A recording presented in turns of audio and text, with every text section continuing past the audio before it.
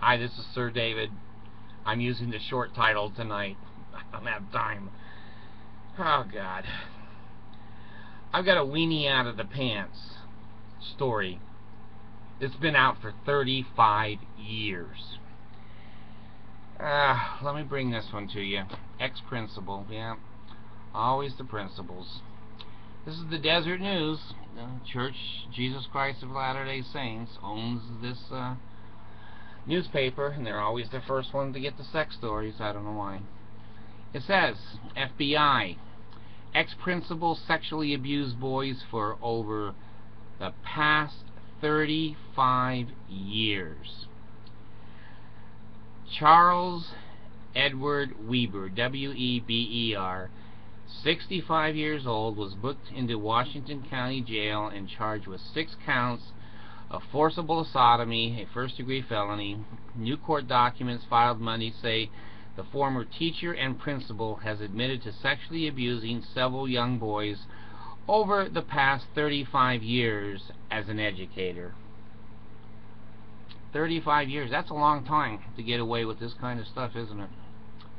It says here a former charter school principal was arrested Monday and accused of sexually abusing former male students. This is in a little town called Midway. President Monson has a house in Midway. Midway has been used for the Salt Lake City Winter Olympics. It's a beautiful spot up by Heber City. And Charles Edward Weber admitted to sexually abusing several boys over 35 years. Weber, 65, of South Jordan, right in Salt Lake City, South Jordan, was booked into Washington County jails on $1 million bail. He has been an educator for more than 40 years, most recently as the principal of the award-winning Soldier Hollow Charter School in Midway.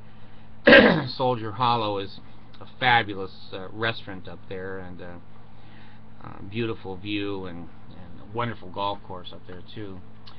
A 48-year-old man recently told FBI agents that between 1975 and 1977 he was sexually molested on several occasions by Weber, his elementary school teacher at the time. So this guy's been doing it a long time.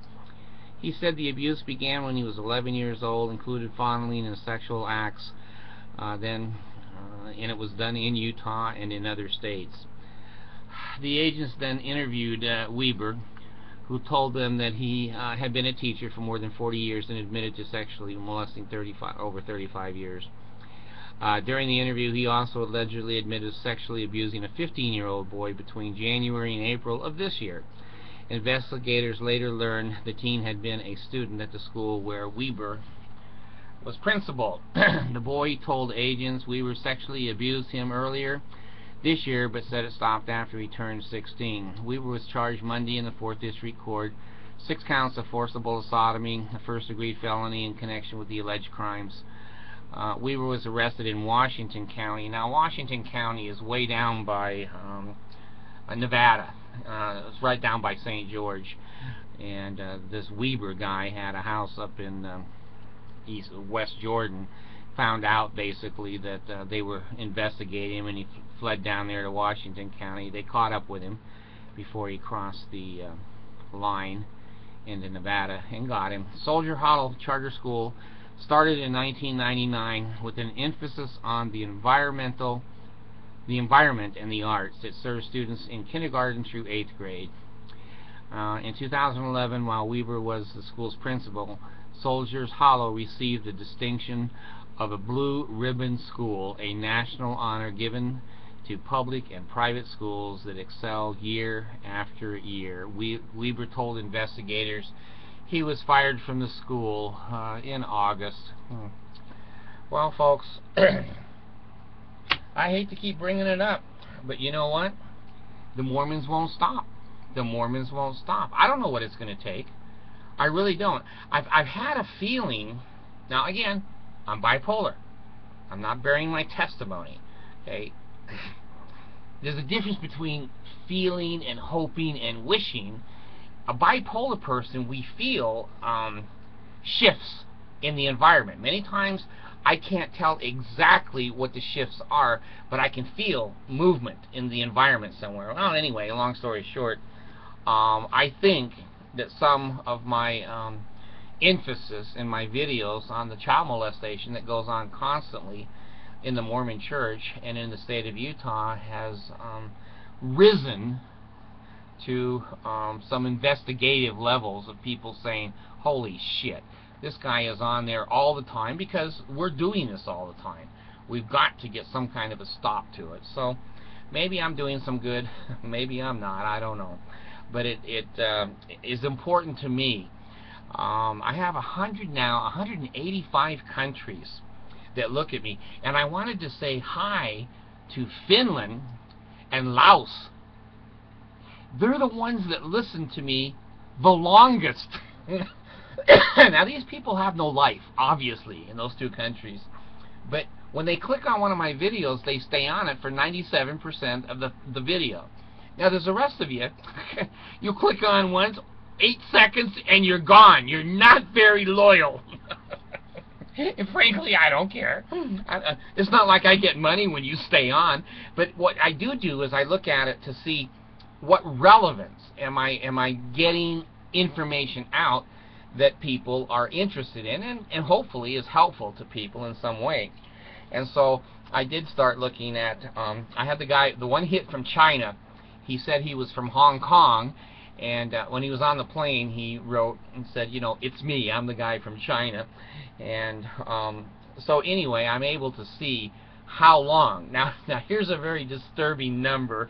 I'm learning to play with this crap like a kid, you know. They have their phones in their hands. Well, I just have my hands, and I pretend like it's a phone so the kids think I'm cool. So I'm looking at it, and YouTube has a new measurement.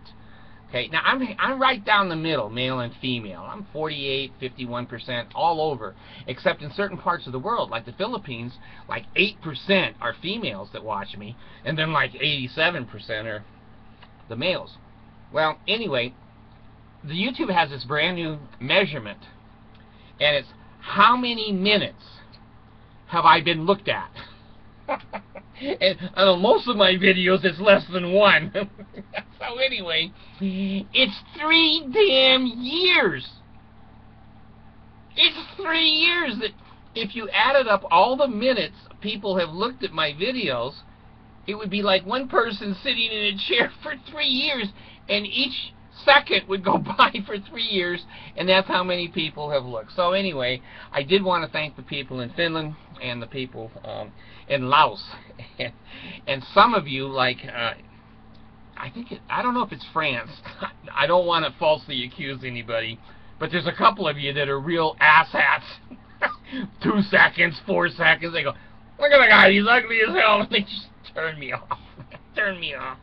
So anyway, thank you, and again, I get sorry that I am reporting these things because they're happening. I'm not sorry because the information is going out to 185 countries in the world. That's more countries than the Mormon Church has missionaries in. The other thing I wanted to just close with tonight, I flew up from down under here in Australia, and they let me bring one kangaroo with me. I couldn't check him his baggage. I had to buy him a seat on the plane. But anyway, I flew into Salt Lake City, and I just happened to be able to go to City Creek and the lights on Temple Square. Now, for you those all over the world, you don't know this crap goes on. Okay, the Mormon Church puts $1 million, now with an M. Their mall and City Creek cost $5 billion of your tithing money. And they said it wasn't tithing. Well, it was. They have lights all over Temple Square, which is a city block. They have, and it's beautiful. I have to admit, it is beautiful. It's not like they just threw the lights on the ground. It's all up in the trees, and there's decorations and Christmas trees and all kinds of beautiful things. And, you know, I let my wife and my youngest daughter go over and take pictures while I drove around the park and looked at City Creek. Now, folks, I was there from 6 o'clock at night until about 7:30, hour and a half. It was dark. In Utah, it's dark at that time, this time of the year. Lights were very pretty. And there were 10 horses pulling marriage, I want to say the word cradles. That's not the right word. You know, the left side and the right side don't connect when you're my age anymore. Not trailers. Horse buggies. There it is, horse buggies. And they had these lights all over it, and they had the red sticker on the back like the Quakers. So if you get married in the Salt Lake Temple at night, you can ride around, I guess, in one of these things. I don't know how much they charge. Folks, I was there for an hour and a half. I saw more strollers in that hour and a half than I have ever seen throughout my entire life. 60% of the people I saw were under 6 years old.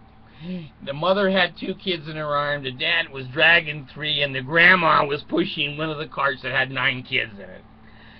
They were Mormons looking at their own Christmas tree that they paid for. There were no tourists there. There was no non-members there. A lot of them had suits and ties on at 7 o'clock at night on a Monday night. It was a ghost town. I'm telling you, it was a ghost town. I have said, and please go back and read or listen to my video, I told you that mall was going to be, I was going to say a white horse. The Mormon Church has kind of a zoo. You have a white horse prophecy, and then you have a white elephant prophecy by David. I have the white elephant jokes. That mall will never make a dime. That mall, people will be moving out of there next year. After this Christmas season, you're going to see people that own stores go, hey, we didn't get any business, and we're not putting another dime into this lost cause. So I was there. I saw it with my own eyes, my own ears, drove around the block like 9 times, waiting for my wife and baby to come out, because there's no parking places. It's a zoo down there. Nobody wants to live in those condos. Now, here's the other thing I did. When I was driving across from the west of the temple faces, I can't remember. They bought up Main Street. I don't know if you knew that. The damn Mormon Church went to the city of Salt Lake and said, we want that street right there, and they paid for it. You can't even go down the street anymore. It's got trees on it, and the church owns it. But anyway, I was looking at the condos. They've got condos, and I think they're about 20 stories high, and they're right across from Temple Square. And so the expensive ones can look right out and see the temple and the lights and, you know, all of the supposed spirituality. Well, let me tell you something. I've mentioned before to you that more than half of those condos have not sold. They're empty. People will not pay that kind of a price for that shabby construction, even though it was $5 billion.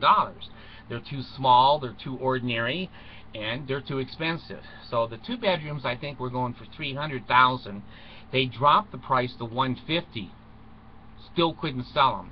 Now, with these eyes tonight, I looked up at, I think it's the Richards building, and 20 stories. And I think I saw 6 lights on. 6 lights on. The rest of them were all vacant. The rest of them, it was dark. I mean, it would look like a funeral. Now, the Mormons will get on my channel here and they'll go, well, we were all at family home evening in those 6 particular apartments. Like, okay, you got 18,000 people in 6 apartments, that's fine.